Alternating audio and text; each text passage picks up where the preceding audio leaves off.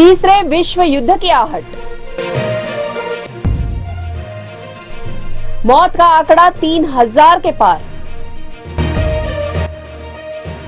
नास्ट्राडामस की भविष्यवाणी का सच। बागियों ने बढ़ाई भाजपा की मुश्किल।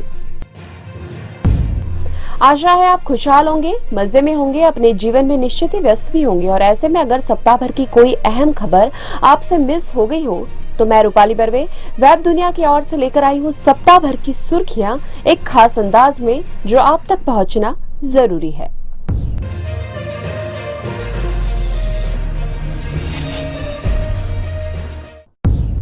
इजरायल और फिलिस्तीनी आतंकवादी संगठन हमास के बीच जारी जंग से तीसरे विश्व युद्ध की आहट सुनाई देने लगी है। इस युद्ध के बाद दुनिया के प्रमुख देश दो खेमों में बंटे हुए दिखाई दे रहे हैं। अमेरिकी राष्ट्रपति बाइडेन ने इजरायल का खुलकर समर्थन किया। उन्होंने हमास द्वारा किए गए बर्बर आतंकवादी हमले को यहूदियों के लिए यहूदी नरसंहार यानी कि होलोकॉस्ट के बाद का सबसे घातक दिन करार देते हुए कहा कि इसने सदियों तक की यहूदी विरोधी भावना और उनके खिलाफ नरसंहार की दर्दनाक यादों को ताजा कर दिया है। उन्होंने हमास को अलकायदा से भी खतरनाक बताया। अमेरिका ने इजरायल की मदद के लिए हथियार भेजना शुरू कर दिया है। ब्रिटेन व यूरोपीय संघ के अन्य देशों ने भी इजरायल का समर्थन किया है। प्रधानमंत्री नरेंद्र मोदी ने भी इजरायल का समर्थन किया है। दूसरी ओर रूसी राष्ट्रपति व्लादिमीर पुतिन ने फिलिस्तीन का समर्थन किया है। उन्होंने कहा कि गाजा में जमीनी हमलों में हताहतों की संख्या बिल्कुल भी अस्वीकार्य होगी। उन्होंने खून खराबा रोकने की भी अपील की। ईरान भी फिलिस्तीनी के समर्थन में खुलकर खड़ा हो गया है। ईरान ने तो इजरायल को खुली धमकी दी है। विदेश मंत्री हुसैन अमीर अब्दुल्लाहियान ने कहा कि यदि गाजा पर बमबारी नहीं रोकी गई तो युद्ध के कई मोर्चे खुल सकते हैं। ईरान के राष्ट्रपति इब्राहिम रईसी ने इस्लामिक और अरब देशों से इजरायल के खिलाफ युद्ध में फिलिस्तीन का सहयोग करने की अपील की है। यदि ईरान समेत अन्य मुस्लिम देश इजरायल के खिलाफ जंग में उतरते हैं तो अमेरिका और अन्य देश भी खुलकर इजरायल के समर्थन में आ सकते हैं। ऐसे में कोई संदेह नहीं है कि यह जंग विश्व युद्ध का रूप ले ले। हालांकि उम्मीद की जानी चाहिए कि हालात यहां तक न पहुंचे। इजरायल और हमास की जंग में मौत का आंकड़ा 3000 के पार पहुंच गया है। इजरायल में ही 1300 से ज्यादा लोगों की मौत हो चुकी है।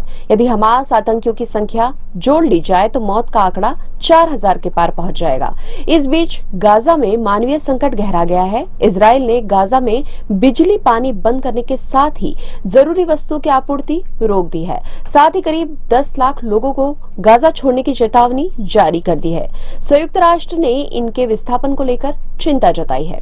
इजरायल ने खुले शब्दों में कहा है कि जब तक हमास के आतंकवादी अपने हमले के दौरान बंधक बनाए गए लोगों को मुक्त नहीं कर देते तब तक गाजा में किसी भी चीज की अनुमति नहीं मिलेगी। इजरायल के ऊर्जा मंत्री काटज ने सोशल मीडिया पर कहा कि जब तक बंधकों को रिहा नहीं किया जाएगा तब तक बिजली का एक भी स्विच और पानी का नल चालू नहीं किया जाएगा। इसके साथ ही ईंधन का भी एक भी ट्रक प्रवेश नहीं कर पाएगा। इस बीच इजरायली सेना गाजा में प्रवेश कर चुकी है। अब जमीनी लड़ाई तेज होने के आसार है। हालांकि गाजा में इजरायली सेना की राह आसान नहीं होगी क्योंकि इजरायली सेना की जंग ऐसे आतंकवादियों से होगी जिन्हें ट्रेनिंग मिली हुई है, जो दुनिया के सबसे घातक हथियार चलाना जानते हैं। इजरायल हमास के बीच जारी जंग के बीच नास्ट्राडामस की भविष्यवाणियां भी एक बार फिर चर्चा में आ गई है। भविष्यवाणियों को लेकर जानकारों का दावा है कि इस भयानक घटना यानी कि इजरायल हमास युद्ध को लेकर फ्रांस के भविष्यवक्ता नास्ट्राडामस ने पहले ही भविष्यवाणी कर दी थी। कई लोग नास्ट्राडामस की इस बात को विश्व युद्ध से भी जोड़कर देख रहे हैं।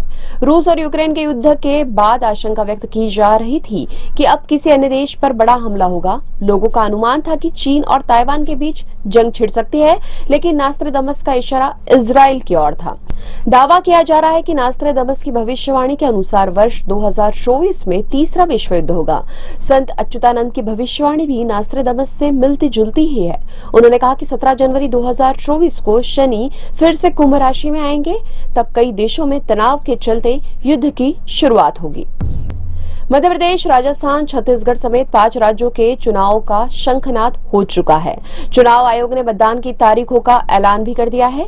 भाजपा ने मध्य प्रदेश, राजस्थान और छत्तीसगढ़ के लिए अपने कुछ उम्मीदवारों की सूची जारी कर दी है, जबकि अभी और प्रत्याशियों की घोषणा बाकी है।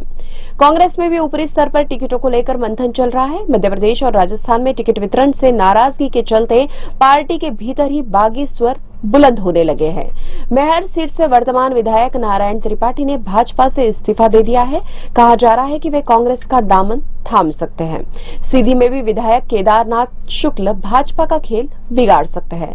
भाजपा ने यहां से शुक्ला का टिकट काटकर सांसद ऋति पाठक को प्रत्याशी बनाया है। शुक्ला और उनके समर्थक इसका खुलकर विरोध कर रहे हैं। राजस्थान में भाजपा के बागियों ने भगवा पार्टी की मुश्किल बढ़ा दी है। जयपुर की विद्याधर नगर और झोटवाड़ा सीट पर टिकट कटने से नाराज वर्तमान विधायकों ने बागी तेवर दिखाए हैं। विद्याधर नगर में वर्तमान विधायक नरपत सिंह राजवी और झोटवाड़ा में राजपाल सिंह शेखावत टिकट कटने से नाराज है। ऐसे में ये दोनों नेता दिया कुमारी और कर्नल राज्यवर्धन सिंह राठौड़ के लिए मुश्किल खड़ी कर सकते हैं। बानसूर, बामनवास, देवली, उनियारा सीटों पर भी पार्टी के अधिकृत उम्मीदवारों को विरोध का सामना करना पड़ रहा है। कांग्रेस ने राजस्थान में भी सूची जारी नहीं की है। हालांकि दोनों दलों की संपूर्ण सूची जारी होने के बाद ही चुनावी माहौल गरमाएगा। अब खबरें संक्षेप में। विधायकों की अयोग्यता पर फैसला न लेने को लेकर सुप्रीम कोर्ट ने महाराष्ट्र विधानसभा अध्यक्ष पर जताई नाराजगी। नार्वेकर ने कहा कि नहीं करना चाहता देरी, जल्दबाजी में किए गए न्याय से न्याय दफन हो जाता है। 2000 के नोट बदलने के लिए आरबीआई कार्यालयों में लगी कतारें, अब भी बदल सकते हैं एक बार में 20,000 के नोट। बिहार के बक्सर में हुई रेल दुर्घटना में 4 लोगों की मौत, 40 से ज्यादा लोग हुए घायल। शुरुआती जांच में दुर्घटना का कारण पटरी में खराबी को बताया। अजमेर दरगाह के खादिमों के संगठन ने फिलिस्तीन के लोगों के साथ एकजुटता दिखाने के लिए प्रार्थना सभा की। भारत के अन्य हिस्सों में भी हुए इजराइल के खिलाफ प्रदर्शन। कोटा में हॉस्टल में रहकर नीट की तैयारी कर रही 15 वर्षीय छात्रा के साथ बार बार बलात्कार। ये थी वेब दुनिया की खास पेशकश WD नाउ। आपका आने वाला हर दिन शुभ हो, इसी कामना के साथ मुलाकात होगी अगले सप्ताह की सुर्खियों के साथ। तब तक के लिए नमस्कार।